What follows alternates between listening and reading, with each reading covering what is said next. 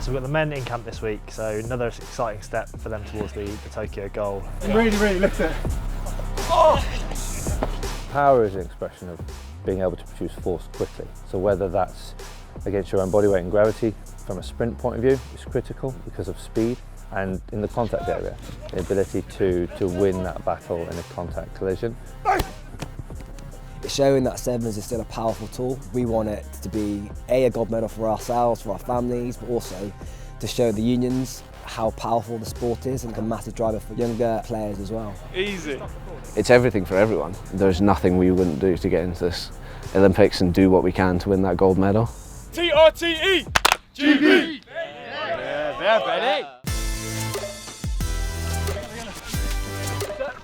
You associate sevens with the speed and the fitness side, which is obviously a massive part of what we do, but also the physicality is so big in the modern game of sevens that you need that power and strength side, and having those athletes that can bust tackles, can make tackles, can be physical in the breakdown is just so important for the game. Having that power and being able to produce that repeatedly is massive for me, and the more I can do that, the greater my power output can be, means I'm going to have a massive effect on the game in a positive way, and that's what I yearn for as I grow older, is if I can harness that and keep growing and getting it better, then I'm only going to grow as a player as well.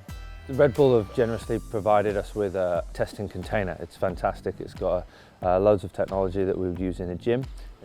Get up! Ooh, 90 again. In terms of what we're going to be looking at, we've got traditionally jump tests that look at power. And that's how high you can displace yourself in the air. So the higher you can get yourself represents higher power, basically. So we're going to look at an assessment tomorrow that looks at that. It's going to be something that people have probably seen from the American side of talent ID or the draft, as you see in terms of American football, in terms of a vertical jump that's called a vertex. There's a few good jumpers in our team, so when you hear that, you start adding in a bit of banter as well, and then boys will start getting a bit activated and want to produce and show how good they are as well. So yeah, I think it'd be a nice little melting pot for us all down there as well. And that actually has a lot of relevance for us because the game is very aerial based, and the influence of aerials on the game has a high influence on performance outcomes and success.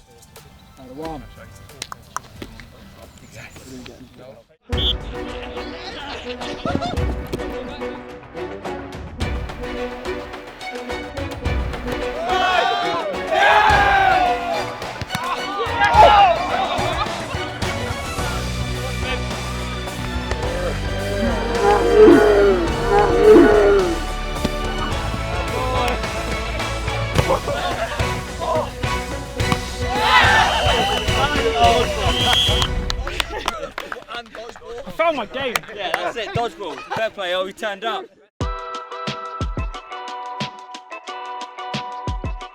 I think the rivalry between us all has kind of been intensified over the years. It was always one of the things when we first started on the series that they were the opposition, the same as if it was England, Wales and like the Six Nations or things like that. There's always that fierce rivalry. I think when you meet each other on the World Series, there's definitely an extra level of spark. Definitely when we play Wales, but especially when we play England. But then that kind of gave it a bit of life when we kind of got into camp for the last camp in 2016 for the Olympics. Came off the back of just losing to them in London. Losing to them, losing at home, everything as a whole was kind of quite a tough pill to swallow. We've had some good battles over the years, which means there's an element of respect now when we come together. I think everybody thinks there's just going to be riots or just problems between the countries coming together, but much like I think you see on the Lions trips, anytime you get a GB team together, you get to meet these players, you realise they're all pretty similar blokes, all similar interests, and everybody just gets on really well. Once you get to know Dan Norton, he's a different bloke to what you see on the World Series. Very funny, lots of energy, pretty much just makes the room look at him for good or bad reasons. Same with Jimmy Farndale then, just really great guy off the pitch, great bloke, great stories. And particularly good on the bagpipes. Yeah, no, I've played the bagpipes in school. I think Paddy Kelly also plays, so we've been talking about both getting them down and getting a duet going. It's easy and comfortable to kind of not stay, but you kind of get attracted to the guys you know pretty well. So like obviously the English guys, we've known each other for the past 4, 5, 6 years, so we naturally have a relationship on the field and off the field. So you kind of go and bump with them and stuff, you abuse them, they abuse you, and it's kind of a natural kind of just the way the day goes. What are you doing? Washing you down, mate, COVID. No, I haven't got COVID, that's why I'm here. No!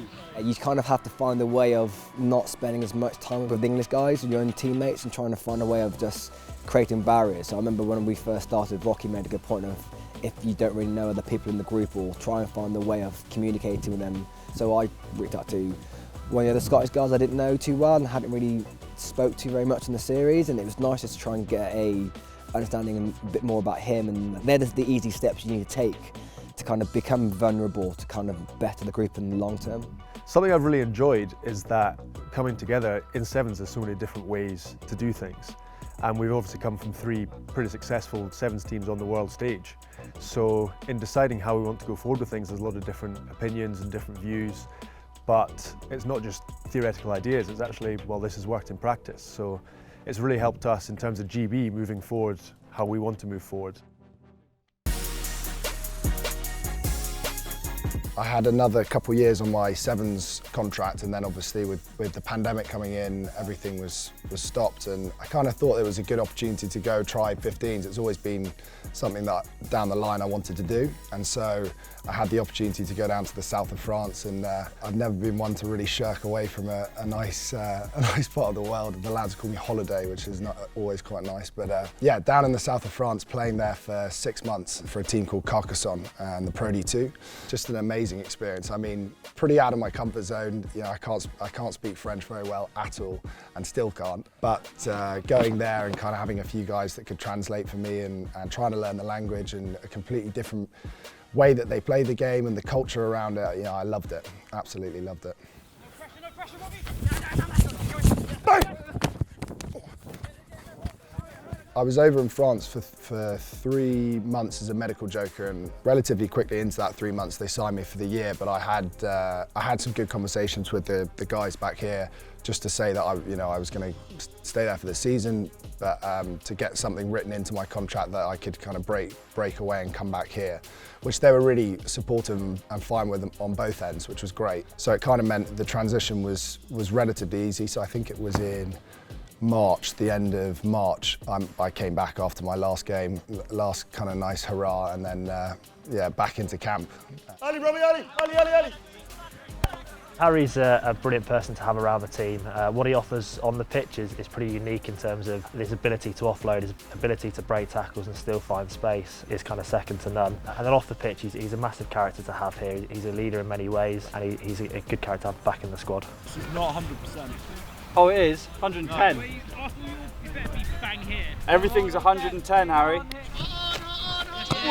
I mean, nothing really prepares you for the sevens game fitness-wise, and I've been speaking to the S&C and physios here for the last 3 months, trying to get myself prepped to come here, but I need a new set of lungs already. It's ridiculous what the training can do.